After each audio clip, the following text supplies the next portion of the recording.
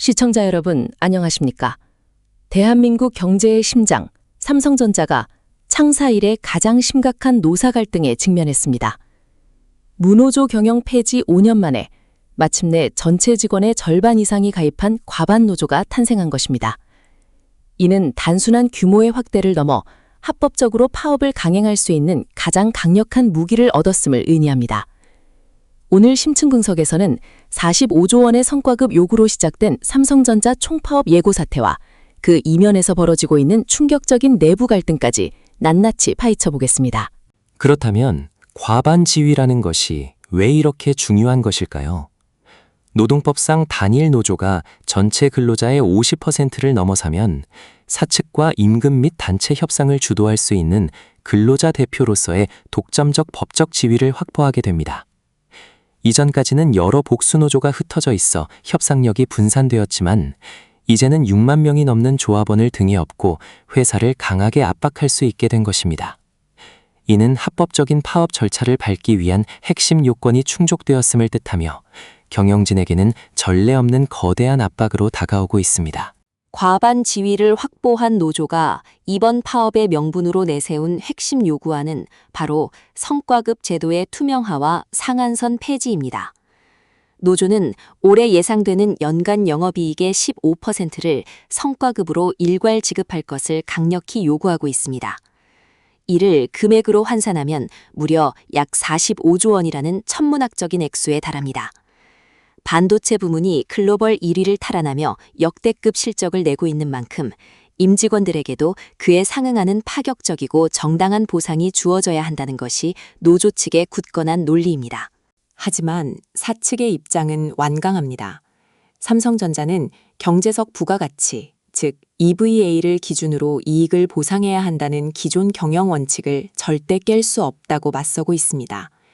대신 회사는 반도체 사업 부문이 역대 최고 실적, 이른바 기네스를 달성할 경우 초과이익 1조 원당 연봉의 1%를 자사주로 추가 지급하겠다는 타협안을 제시했습니다. 하지만 노조는 이 조건이 지나치게 까다롭고 철저히 회사의 자의적 재량에 달려있다며 즉각 거부했고 양측의 대화는 평행선을 달리고 있습니다. 협상이 끝내 파국으로 치닫자 공동투쟁본부를 꾸린 노조는 극단적인 카드를 꺼내들었습니다. 바로 5월 21일부터 6월 7일까지 무려 18일간 이어지는 전면 총파업을 예고한 것입니다. 경기도 평택 사업장 앞에서는 4만 명 규모의 결의대회가 열렸고 붉은 띠를 두른 조합원들의 파업 열기는 그 어느 때보다 뜨겁게 달아오르고 있습니다. 만약 이 파업이 현실화된다면 이는 지난 2024년 이후 삼성전자 역사상 두 번째 파업이자 역대 가장 길고 파괴적인 파업으로 기록될 전망입니다. 그렇다면 실제로 반도체 라인이 18일 동안 멈출 경우 어떤 경제적 피해가 발생할까요? 업계 전문가들과 사측은 이번 파업으로 인한 직간접적 손실이 최대 30조 원에 달할 수 있다고 엄중히 경고합니다. 반도체 생산 라인은 그 특성상 한번 가동을 멈추면 재가동을 위해 수많은 시간과 천문학적인 비용이 소모됩니다.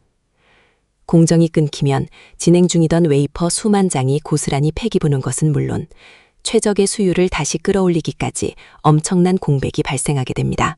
더욱 뼈아픈 문제는 바로 글로벌 공급망의 붕괴입니다. 현재 전 세계는 치열한 반도체 기술 패권 전쟁을 치르고 있습니다.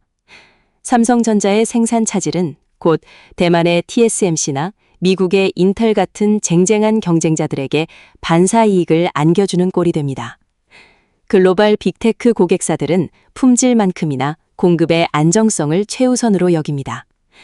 파업 리스크로 인해 한 번 경쟁사로 이탈한 대형 고객을 향후 다시 되찾는 것은 사실상 불가능에 가깝다는 냉혹한 지적이 나오고 있습니다. 그런데 이 거대한 파업 결전의 날을 앞두고 전혀 예상치 못한 내부 변수가 발생했습니다.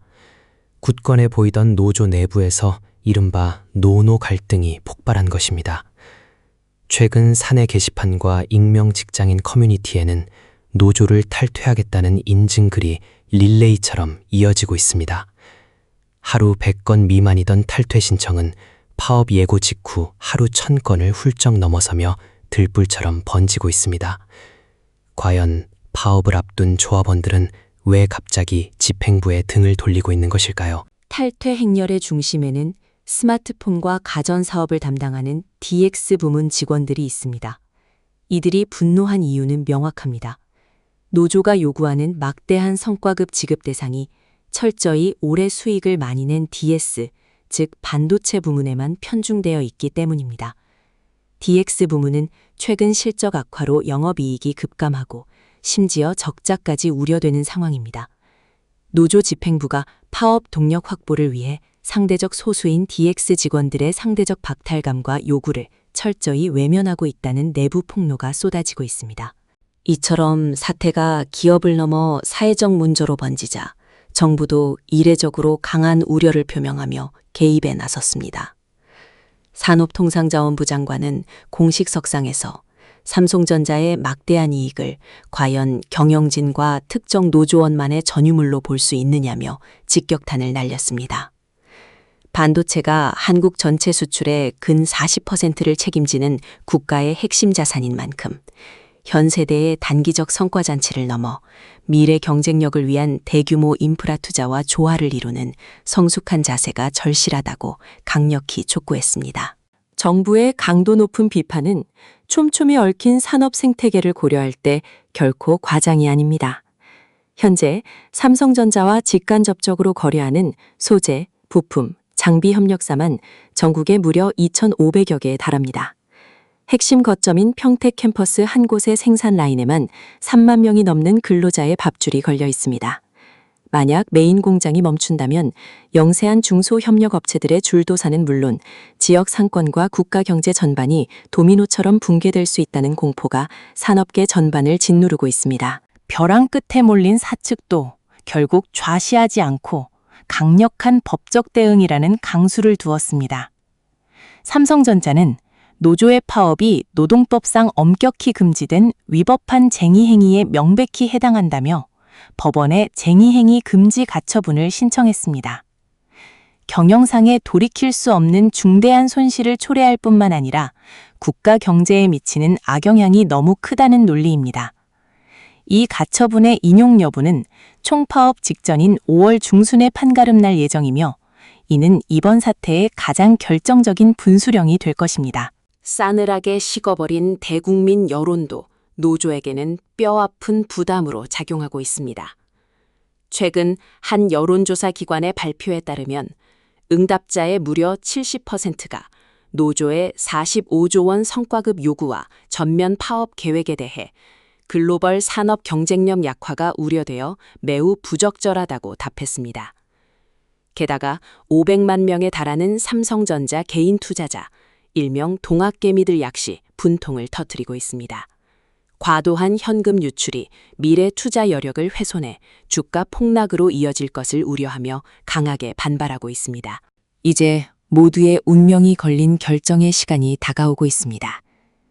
노조 내부의 심각한 균열과 걷잡을 수 없이 싸늘해진 국민적 여론, 그리고 국가 경제 타격을 우려하는 정부의 전방위적 압박 속에서 과연 18일간의 총파업이 예정대로 강행될 수 있을까요?